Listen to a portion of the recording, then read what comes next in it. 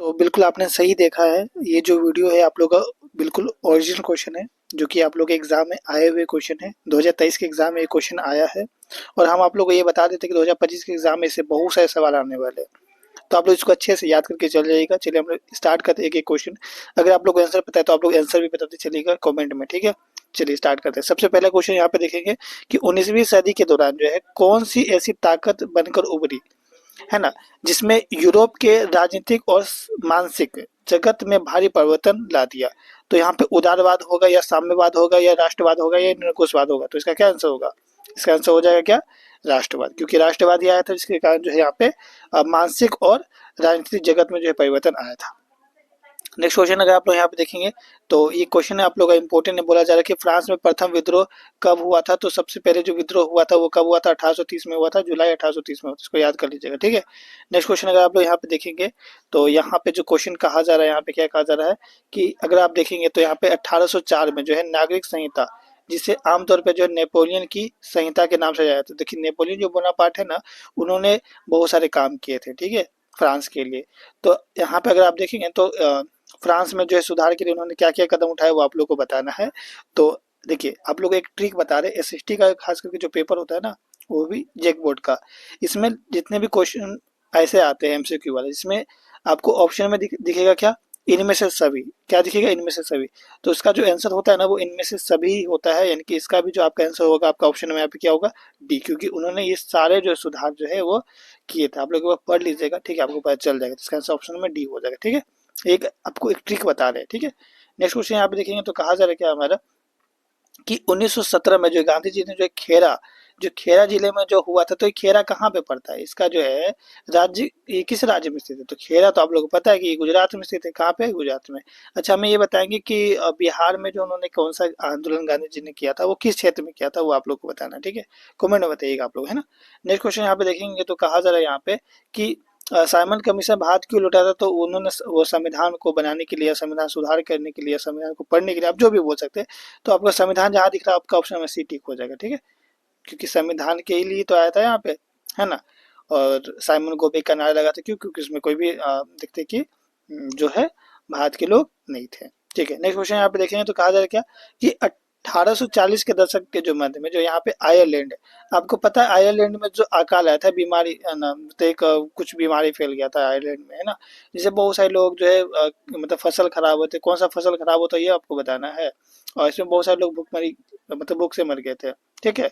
तो आप लोगों को पता है आयरलैंड में जो बीमारी आया था वो किस पे आया था? तो आलू के फसल पे आया था, है ना? और आलू क्योंकि वहाँ के लोग बहुत ज्यादा आलू खाते थे, उसके कारण जो है देखते कि भूखमरी आ जाती है, ठीक है? तो आलू हो जाएगा आंसर। नेक्स्ट क्वेश्चन यहाँ पे देखिए तो कहा जाए क्या कि प्रथम विश्व युद्ध खत्म होने के केवल 2 दशक बाद ही जो है दूसरा विश्व युद्ध हुआ था। और इसमें जो कौन से गुट, मतलब एक गुट जो था वो धूरी शक्तियां था, और जो दूसरा, इसमें बहुत सारे लोग थे जैसे कि नाथसी थे, जर्मनी थे, जापान थे, इटली थे। और जो दूसरा खेमा था वो आपका मित्र राष्ट्र था। इसमें कौन कौन सा नाम आते हैं वो आप लोग को बताना है। तो देखिए सिंपल सी बात है ना, अगर आप ऑप्शन देखेंगे ना यहाँ पे तो देखिए ये ऑप्शन में आपको भारत दिख रहा है, दिख रहा है ना? तो भारत तो कभी विश्व युद्ध में तो शामिल ही नहीं था, तो भारत तो होगा नहीं। यानी कि ना ऑप्शन ए होगा ना बी होगा, क्योंकि बी में भी भारत है, ए में भी भारत है, ठीक है? तो क्या आंसर होगा सर जी? तो यहाँ पे आप देखेंगे तो जिसमें भारत नहीं होगा, है ना? तो अब यहाँ पे देखेंगे तो सर यहाँ पे तो इस ऑप्शन में कहीं पे हमको भारत दिखा ही नहीं, कहीं पे आपको भारत दिखा ही नहीं। तो ये आपका ऑप्शन हो जाएगा सी नंबर, है ना? क्योंकि यहाँ पे ब्रिटेन भी था और फिर से सोवियत संघ भी था, फ्रांस भी था और अमेरिका भी था, ठीक है? चलिए इसके बाद नेक्स्ट क्वेश्चन यहाँ पे देखेंगे तो कहा जा रहा है क्या हमारा कि देखिए 8 नंबर क्वेश्चन, इसमें कहा जा रहा है कि 1900, ठीक है, 29 में जो महामंदी आई थी इसके कारण जो है दुनिया भर में ज्यादा हिस्से जिनमें से जो है किसकी भयानक गिरावट दर देखने को मिली, ठीक है? तो सिंपल सी बात है कि देखिए सर ये एसएसटी का क्वेश्चन है, इसमें इनमें से सभी आया हुआ है, तो क्या होगा? इनमें से सभी ठीक होगा, डी राइट आंसर हो जाएगा, ठीक है? और महामंदी में ये सारी चीजें होंगे, रोजगार में गिरावट आएंगे, आय में गिरावट आएंगी, ठीक है? तो सिंपल लॉजिक वाला कोई है ही नहीं, ठीक है क्वेश्चन।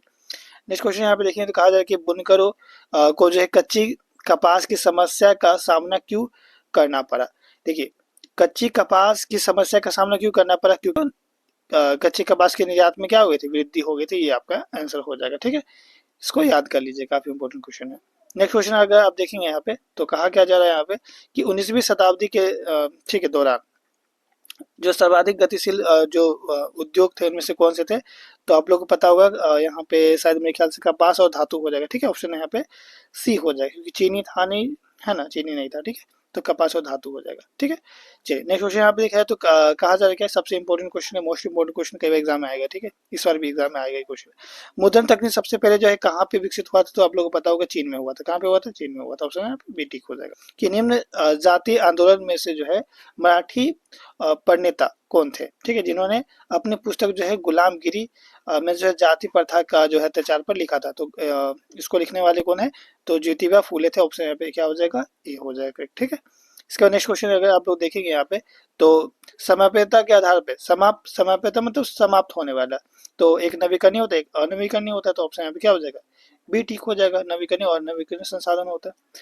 नेक्स्ट क्वेश्चन आप देखेंगे तो यहाँ पे क्या कहा जा रहा है, देखिए क्वेश्चन आप लोग एसएसटी का है और सर क्वेश्चन हम पढ़े ही नहीं है, बट हमें को इनमें से सभी दिख गया, तो मतलब ये तो पक्का कि इनमें से सभी होगा। आप लोग क्वेश्चन पढ़ लीजिएगा। एवं वन जीव के संरक्षण करना आवश्यक है, क्योंकि इससे क्या होता है, तो देखिए सर यहाँ पे फिर इनमें से सभी आए तो इनमें से सभी टिक मारिए ना, क्या हो जाएगा, ठीक है, कोई दिक्कत ही नहीं। सर कि वन और वन्य प्राणियों के संरक्षण के लिए जो है किस प्रकार के जो है वनों को सर्वाधिक मूल्यवान माना जाता है, तो यहाँ पे जो रक्षित वन होता है ना, इसको सर्वाधिक माना जाता है, क्योंकि आप लोग तीन वन पढ़ेंगे, एक रक्षित होता है, एक आरक्षित होता है, एक होता है अवर्गीकृत वन, है, एक अवर्गीकृत वन, एक आरक्षित वन, एक रक्षित वन, ठीक है। तो रक्षित वन को सबसे ज्यादा अधिक माना जाता है, ठीक है। इसके बाद नेक्स्ट क्वेश्चन आप यहाँ पे देखेंगे तो कहा जा रहा है क्या, कि प्रचुर मात्रा में जो है जल उपलब्धता, ठीक है, के बावजूद भी जल किन कारणों से जो है प्रदूषित हो रहा है, तो आप लोग बताएं। देखिए सर इनमें से सभी आया हुआ है, क्या होगा, इनमें से सभी होगा। क्या मानसून के आगमन के साथ जो है जो फसल ले बोई जाती है, जो फसलें बोई जाती है, किस फसल के अंतर्गत आते हैं, ठीक है। मानसून में जो अगर देखेंगे ना यहाँ पे, तो खरीफ फसल रहता है, ठीक है, इसको याद कर लीजिएगा। इसके बाद नेक्स्ट क्वेश्चन आप लोग एग्जाम में ये भी पूछा जा सकता है, ठीक है, कि फसल कितने प्रकार के होते हैं, तीन प्रकार के, रबी फसल, खरीफ फसल और जायद फसल, ठीक है। तो 19 नंबर क्वेश्चन देखिए, पवन और सौर ऊर्जा संसाधन की ठीक है बहुतायता भारत के किस राज्य में सबसे अधिक पाई जाती है, तो आप देखेंगे सर सौर ऊर्जा का बात हो रहा है ना, तो राजस्थान, सौर ऊर्जा मतलब राजस्थान, ठीक है, क्योंकि राजस्थान में गर्मी बहुत ज्यादा होता है।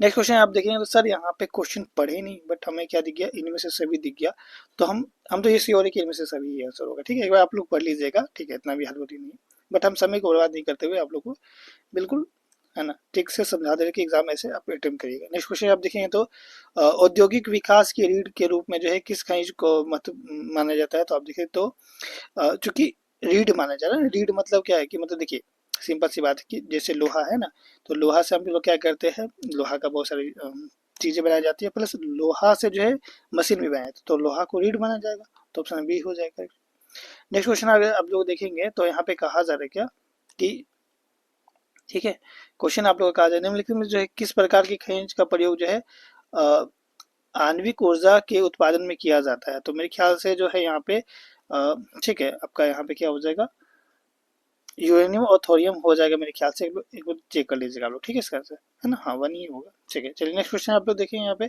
तो सर क्वेश्चन पढ़ने से पहले हमें क्या दिख गया, इनमें से सभी दिख गया, तो क्या ठीक होगा, इनमें से सभी ठीक होगा, ठीक है। चलिए 23 का आंसर हो गया इनमें से सभी। इसके बाद 24 नंबर क्वेश्चन देख लीजिए, ठीक है।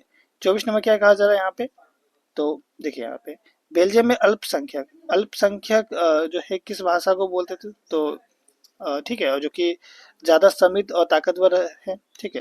देखिए बेल्जियम में जो आप लोग देख रहे होंगे कि फ्रेंच भाषा, डच भाषा और जर्मन भाषा बोली जाता था, तो डच भाषा 59% बोलते थे, और फ्रेंच भाषा जो है कितने परसेंट बोलते थे, 40%, और 1% कौन भाषा बोलते थे, जर्मन भाषा बोलते थे 1% लोग।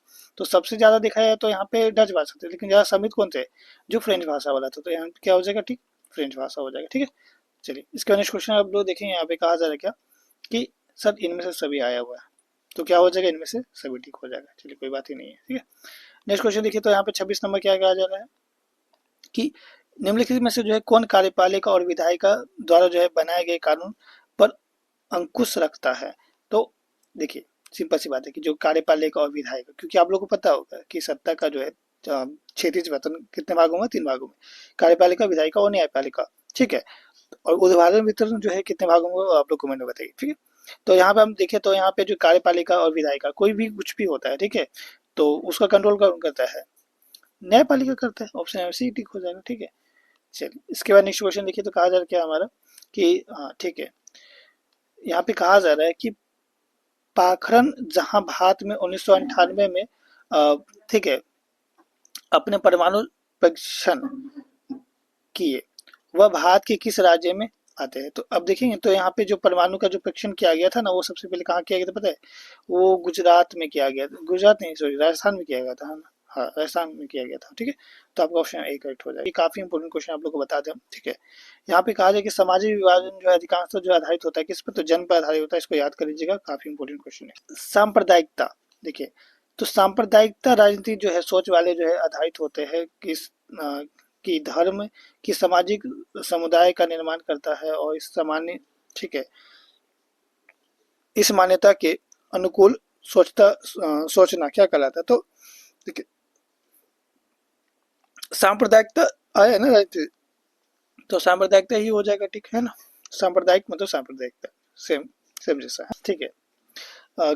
निम्नलिखित में से जो है किस राज्य में शिशु मृत्यु दर बहुत कम है? ठीक है, तो आप लोगों को पता है कि जो विकसित राज्य अगर हम लोग बात करें तो केरल विकसित राज्य है। क्यों? क्योंकि वहाँ पे शिशु मृत्यु दर बहुत कम है, ठीक है। बिहार में शिशु मृत्यु दर क्या है? बहुत ज्यादा ही अविकसित है, ठीक है। ये काफी इंपोर्टेंट क्वेश्चन है, ठीक है। 31 नंबर, निम्नलिखित में जो है किस प्रकार जो है सॉरी, ठीक है, क्वेश्चन सुनिएगा। निम्नलिखित में से किसे औसत आय भी कहा जाता है? देखिए औसत आय यानी कि जो इनकम होता है, तो राष्ट्रीय आय में हम लोग क्या करते हैं, डिवाइड कर देते हैं जो लोगों की जनसंख्या को, तो उसे उससे जो निकलता है वो औसत आय होता है, यानी कि प्रति व्यक्ति आय वो निकलता है। तो प्रति व्यक्ति आय को ही हम लोग क्या कहते हैं, क्या कहते हैं, है ना, औसत आय कहते हैं, ठीक है। इसको याद रखिए। देखिए यहाँ पे इनमें से सभी है बट इनमें से सभी नहीं लिखो क्योंकि यहाँ पे प्रति व्यक्ति आय होगा केवल, ठीक है। तो कुछ कुछ क्वेश्चन ऐसा भी होता है, ठीक है, जो कि आप लोग को यहाँ पे एक ऑप्शन भी दिख गया, ठीक है। चलिए इसको समझ लीजिएगा। नेक्स्ट क्वेश्चन यहाँ पे देखिए तो 32 नंबर कहा जाए कि सर्व सार्वजनिक और निजी क्षेत्र किस आधार पर जो विभाजित होता है? कि सार्वजनिक क्षेत्र और निजी क्षेत्र, अगर आप लोग यहाँ पे देखेंगे तो रोजगार की शर्तों के आधार पर, उद्योगों के स्वामित्व के आधार पर, या फिर आर्थिक गतिविधियों के आधार पर, या फिर उद्योग के ठीक है नियमित श्रमिकों के आधार पर। तो अगर आप लोग यहाँ पे देखेंगे तो यहाँ पे जो करेक्ट आंसर हो जाएगा आपका ऑप्शन में क्या हो जाएगा, बी हो जाएगा कि उद्योगों के स्वामित्व के आधार पर, ठीक है, मालिक है ना, ठीक है, कि वो किसका है, कि उसका मालिक कौन है, कि सभी लोग है, सार्वजनिक है या फिर निजी है, मतलब उसका खुद का पर्सनल है, ठीक है। यहाँ पे कि कौन सा क्षेत्र भारत में सबसे बड़े रोजगार उत्पादक क्षेत्र के रूप में जाना जाता है? तो यहाँ पे आप देखेंगे तो सबसे ज्यादा रोजगार अभी हम देखें तो प्राथमिक क्षेत्र में यानी कि कृषि क्षेत्र में ही है, लेकिन बट ये डाटा किस क्षेत्र में है, बट ये विकास के लिए अच्छा नहीं है, ठीक है, क्योंकि तृतीय क्षेत्र में अगर होंगे ज्यादा लोग तो विकास अच्छा होगा, ठीक है, ऐसा माना जाता है बहुत सारे देशों के डाटा के हिसाब से। बट यहाँ पे अभी हम बात करें तो प्राथमिक क्षेत्र में बहुत ज्यादा लोग काम कर रहे हैं, ठीक है।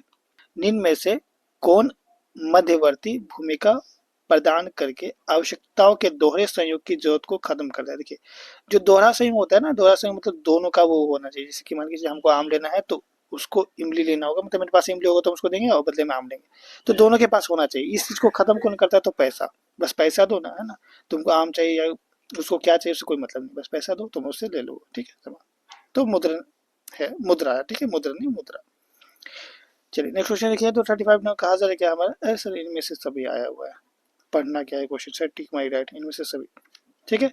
चलिए तो कुछ कुछ क्वेश्चन में होता है इनमें से सभी नहीं फॉलो करता है, आप लोग कभी क्वेश्चन जरूर पढ़ लीजिएगा, ठीक है, एक बार, है ना, और जाते हैं आंसर में आपका सभी टिक होता है, ठीक है। नेक्स्ट क्वेश्चन यहाँ पे कहा जाए कि विभिन्न देशों के बाजार को जोड़ने का एकीकरण में से निम्न में से कौन सा आय होता है? देखिए यहाँ पे एकीकरण, है ना, बहुत सारे जो बाजार होता है ना उसको जोड़ने के जोड़ता कौन है? तो विदेशी व्यापार, है ना, क्या होता है? विदेशी व्यापार, ठीक है, बाहर से जो लोग आते हैं, ठीक है।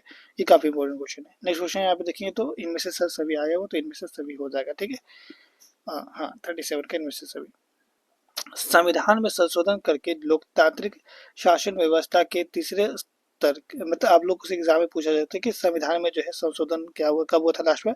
तो 1992 में हुआ था, और इसमें जो हुआ जब संशोधन हुआ था ना, तो एक तृतीय मतलब एक तीसरा स्तर का जो सरकार बनाया गया था, ठीक है। और यहाँ पे शक्तिशाली और प्रभावी थे, या फिर शक्तिशाली और अप्रभावी, या संवैधानिक और अप्रभावी। देखिए अप्रभावी तो होगा नहीं, प्रभावी होगा ना, तो यहाँ पे शक्तिशाली और प्रभावी बनाए गए थे, ठीक है। तो ऑप्शन यहाँ पे ए करेक्ट हो जाएगा। अन्य जाति समूह से भेदभाव और उन्हें अपने से अलग मानने की धारणा में से जो है किस व्यवस्था पर आधारित होता है? आप देखेंगे ना यहाँ पे, तो ये कौन सा व्यवस्था पर आधारित? तो वर्ण व्यवस्था पर आधारित होती है। कौन सा? वर्ण व्यवस्था, ठीक है, भेदभाव जैसे आया ना तो वर्ण हो जाएगा, ठीक है। चलिए इसका नेक्स्ट क्वेश्चन आप लोग देखेंगे यहाँ पे कहा जाए क्या कि इनमें से सर सभी आए तो इनमें से सभी ठीक, को सोचना ही नहीं है, ठीक है। तो उसका आंसर क्या हो जाएगा, ऑप्शन नंबर डी हो जाएगा। चलिए कोई बात नहीं। तो कैसा लगा वीडियो कमेंट में मुझे बताइएगा, और इस वीडियो से आप लोगों को बताया तो बहुत सारे हेल्प मिलने वाले हैं, एग्जाम में बहुत सारे क्वेश्चन आने वाले हैं, ठीक है। तो आप इसको अच्छे से पढ़ लीजिएगा, ठीक है। और आप सभी को बेस्ट ऑफ लक, आप लोग एग्जाम बहुत अच्छे से देकर आइए, ठीक है। और कैसा गया एग्जाम, आप लोग जब एग्जाम देकर आइएगा तो एक बार हमें फीडबैक जरूर दीजिएगा कमेंट में, ठीक है। तो चलिए जल्दी मिलेंगे, जय हिंद, जय भारत।